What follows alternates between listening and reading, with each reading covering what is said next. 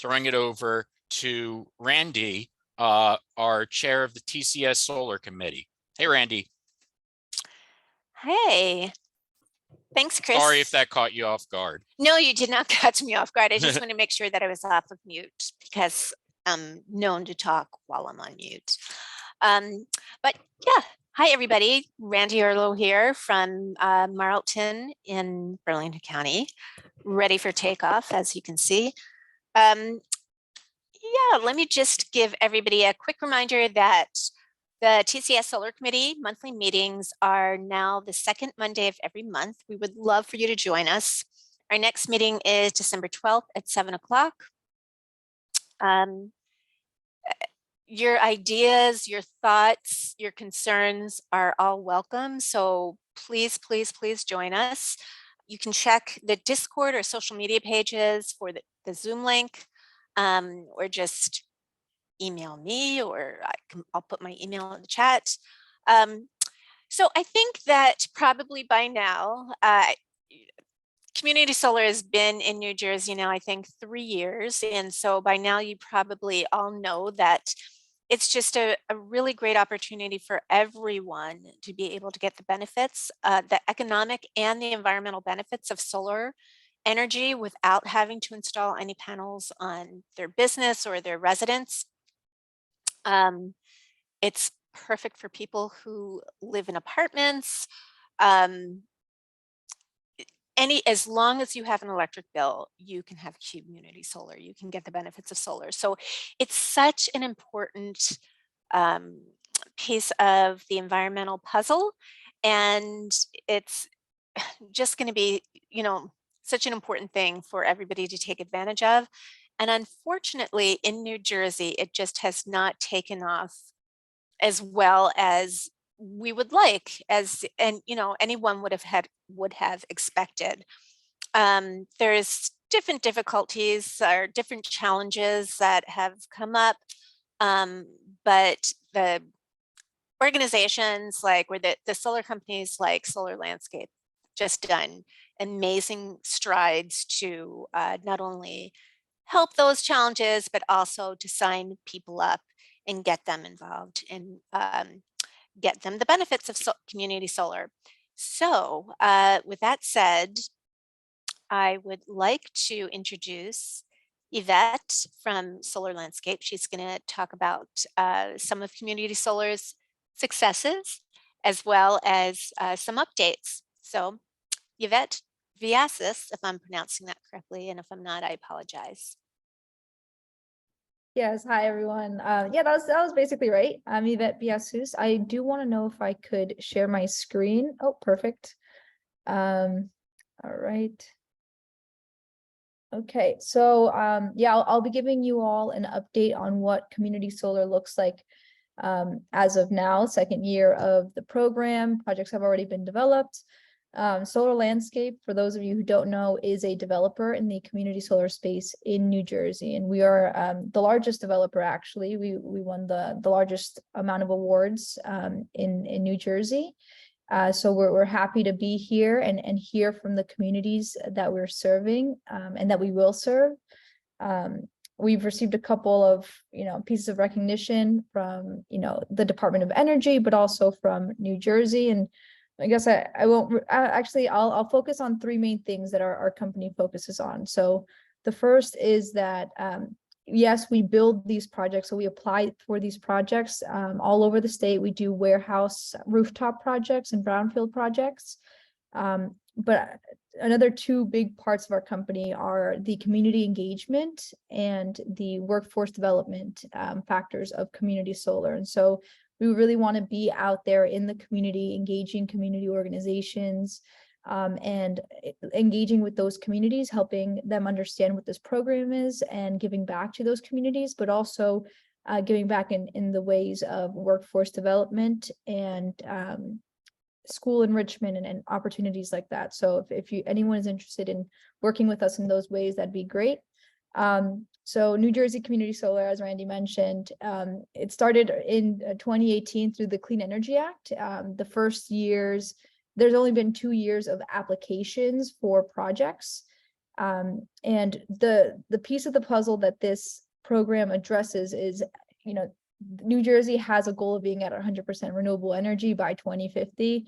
And so with this goal, how do we bring in communities that traditionally have been left out of the solar conversation? Communities that can't afford solar or live in apartments or don't want solar on their properties.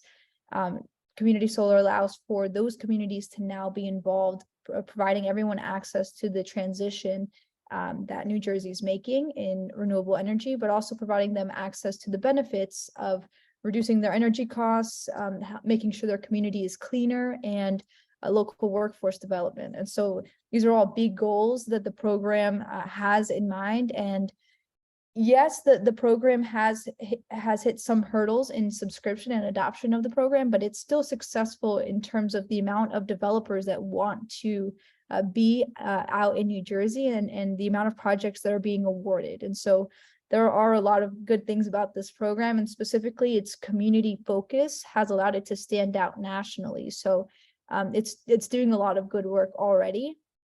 For those of you who don't know how community solar works, we would go in and apply for a project to develop.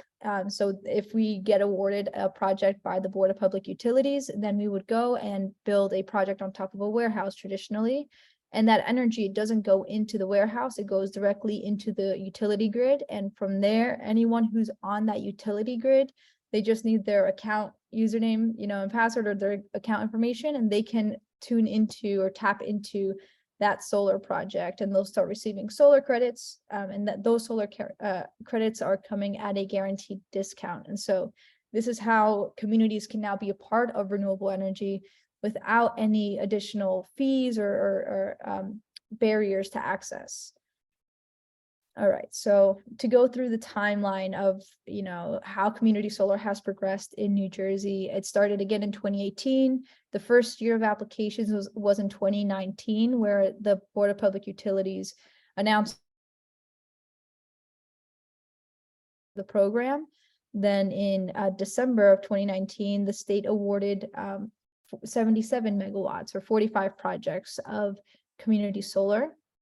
Then by 2021, so you can see how quickly this program can move from a project being approved to when a project is first turned on in the state. So by January 28th, 2021, we were able to energize our first community solar project, and the first community solar project in the state. And since then, all the projects have been built and energized for our year one portfolio. Then in 2021, February 5th, 2021, the BPU received 410 community solar applications for over 800 megawatts of projects. They only had capacity for 150 megawatts, so they did double the program, but they received much more applications than they could give out in terms of megawatts. So again, in this respect, it is very successful.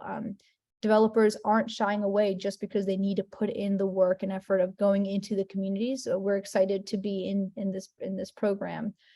And then October 6, 2021, the state announced that it would move immediately into a permanent program instead of its 3-year sort of scope that it was going to take. So now we're waiting out to hear what the permanent program looks like. But since that announcement, the BPU awarded 165 megawatts of year 2 community solar projects. And all of these year 2 projects are currently being built all over the state. Solar Landscape has 46 projects within that space. We've already, in August 1st of 2022, we built the first year 2 community solar project in Neptune.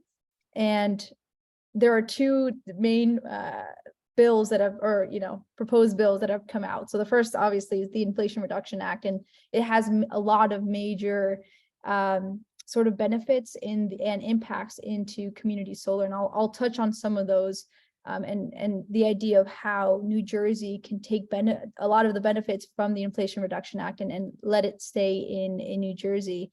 But in addition to that, in November 3rd, 2022, Solar Landscape, along with other stakeholders, gave testimony in support of Bill S3123, which would expand the community solar program to 500 megawatts every year. And so that's just giving you a scope of what's to come, and how the program is growing, and it is succeeding to the point that people want it.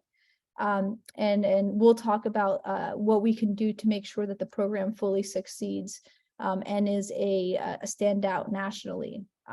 A couple of updates that will come soon, hopefully. Sustainable Jersey is working with the Board of Public Utilities to make a community solar project finder, and this should be out by early 2023. And that project finder, I'll touch a little bit more on it, but it'll help all New Jersey communities understand where the projects are in the state and how they can enroll into those projects. So right now there's no real place to find projects unless you go through the list of the developers that were approved. But it does get a little complicated. Another thing that's coming soon is bill consolidation. This is something that's been announced by the Board of Public Utilities, that they will be implementing bill consolidation, ensuring that the community solar credit is on the same utility bill that the subscriber would be used to, instead of receiving a separate community solar bill for the credit that they received on their utility bill. Another thing that's coming soon is a straw proposal from the Board of Public Utilities for the permanent program. Again, we expect that to come out around early 2023, and we'll be inviting or letting everyone know about the opportunities to comment with your, if you have a nonprofit that would like to provide comments about the permanent program and how it should look like. I would be more than happy to give those updates when we get when the straw proposal comes out. The permanent program is coming, and then obviously there's a bill being proposed to update up to 500 megawatts for this program. And I know I don't have too much more time, so I'll try to quickly explain just the IRA's impact on community solar. And I think the biggest thing is that we have the IRA is allowing for adders within the solar space for projects that allow for domestic manufacturing, projects that are situated in or near energy communities and are in environmental justice communities. And so these adders are allowing for developers like Solar Landscape to really invest in local manufacturing and in overburdened communities, and just giving space and time for us to be able to do that, and resources. I spoke on that. Here's an idea of where the projects that we have are and where they service within the Tri-County space. And the biggest thing that I wanted to leave you guys with was a call to action. So again, community solar only succeeds when communities subscribe to the program. And it might be a great program, but if no one decides to enroll, then it'll fall flat. So we need green teams to try to engage within this program. The Sustainable Jersey municipally supported Community Solar Action does a really good job at laying out the guidelines for that. We also would love to see more community-based organizations and affordable housing groups take advantage of the fact that this program was built for the communities that they serve. It was built to prioritize the communities that have been traditionally left out of the solar conversation. And then the last call to action is to subscribe yourself. If you're in one of these areas, or if you have considered solar but couldn't do it in the past, then you can always subscribe at solarlandscape.com. And if you have any more questions, please feel free to email me. I know it was a long, presentation, so feel free to reach out to me. Thank you. Thanks, Yvette. That was really, really informative, and it's exciting because a lot of the hurdles that were in place, at least when I was working in community solar, sounds like they're kind of being worked through, and things are getting a lot easier. And yes, I would definitely encourage everyone to not only sign up for yourself, but just to let people know that this is the real deal. This is a real program.